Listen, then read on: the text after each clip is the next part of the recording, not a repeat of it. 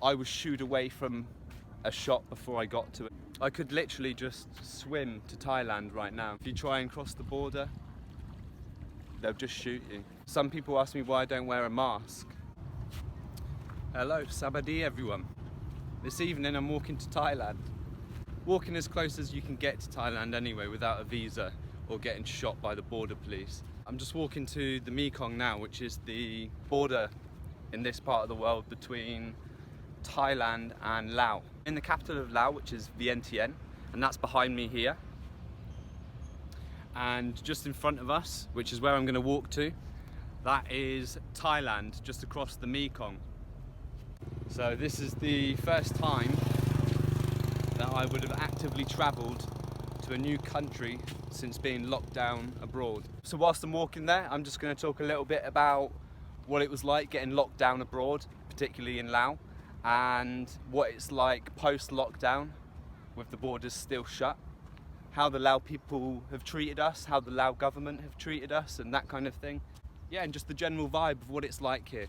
So we came to Laos for 2 weeks. We were just going to come to an island called Sipandon, which means 4,000 islands. It's an island in the middle of the Mekong, in the very south of Laos. We crossed the land border from Cambodia, and we were just going to go there to meet my friend Taylor. He's on one of my videos on the hippie eats Lao delicacies. I'll put the video in the description for you. But yeah, we were just going to go and see Taylor for 2 weeks. We got there on the 13th of March. Lockdown was on the 30th of March, so all the borders shut down.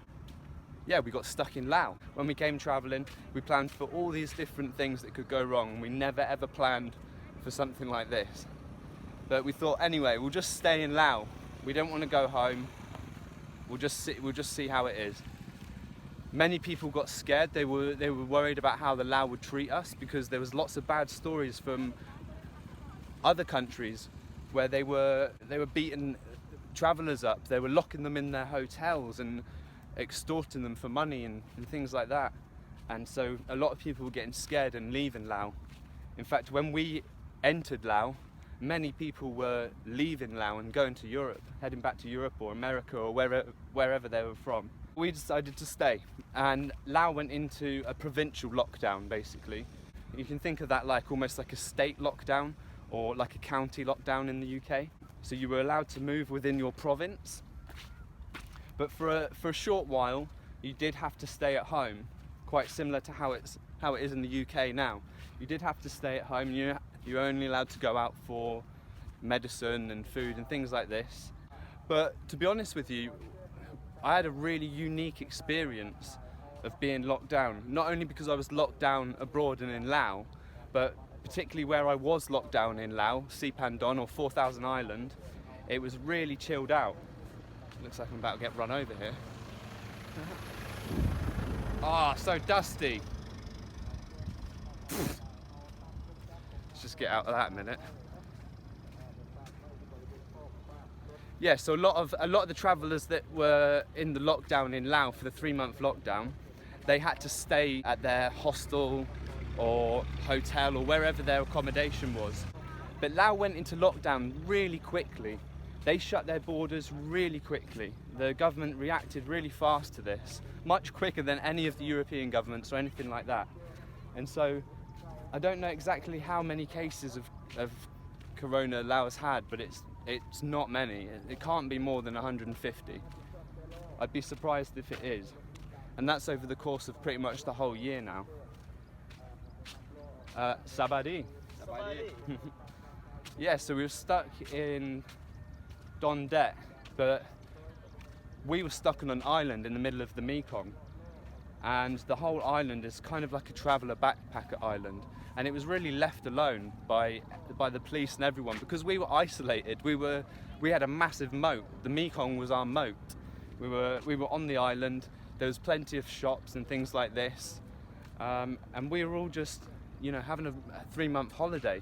It was really surreal to hear how it was like in Europe and even in, like bordering countries, like Thailand and Vietnam. To be honest with you, yeah, the Lao government, they've made it so that we don't get fined if we're late on visas, which is really good. You know, it's one of the main expenses other than food and accommodation when you're traveling as a budget backpacker. So they've made it much cheaper for the visas and much easier. They haven't kicked us out, haven't made us go into any quarantine hotels. Really, really, sabai is the Lao way. Easy, easy, slowly, slowly. You know, it was fun. There was no issue. The only main problem was that it was about 40 to 45 degrees Celsius for a lot of the days, and that was hard in a fan room.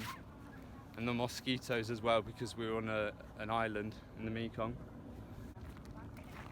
I thought I'd just talk a little bit about it because I was thinking about, you know, how I can't go travelling to other countries yet, and how there's a country right there. That's literally Thailand there.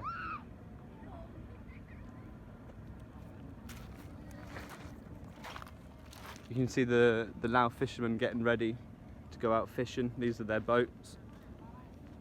There's a sunset. But yeah, the Lao people have been really, really generous. We were looked after by a Lao family on Don Det, and I have so much love for Bhumi's family. Thank you so much. There's been many, many other occasions where Lao people have really helped us when they didn't need to. And in general, yeah, I don't think I've been discriminated against because of Corona at all. For 99.9% of the time, I can only think of 5 occasions where I was shooed away from a shop before I got to it, or something like that. You know, where I wasn't allowed, and they covered their face. But you know, that's hardly happened at all. Really has. And considering the belief over here in Asia is that coronavirus is a Falang disease. It's a European American disease. It's a dangerous Falang disease. You know, it started in China for sure, but then it's mutated and it's now become this deadly disease that is a Falang disease. And you know, so yeah, that's an interesting one in itself. But no, we haven't experienced anything too bad because of Corona.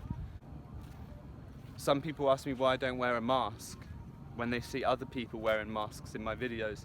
And most of the time when you see people wearing masks in the videos, it's because the air pollution's really bad here, you know? I mean, you can see here. Let me try and show you. You can see that haze, that big building there. That's about maybe 3 miles maximum, probably only 2 miles. And it's super, super smoggy, you can see it. And I'm really low here. If I was up in my hotel room, you'd see how bad it is. So everyone covers their mouths with the masks. They did before Corona, and they will carry on after it. Corona isn't really a thing here. There's no restrictions at all. Everything is open. All the bars, everything's open, and it has been for a long time. It's just there's no tourists here. There's no one to keep them going. If they're shut, it's because they can't afford to keep going. It's not because the government or anyone has told them that they're not allowed to carry on. It's been good. I feel very lucky to be in Laos. The Lao people are really kind, and yeah, I'm grateful for it. Very, very grateful.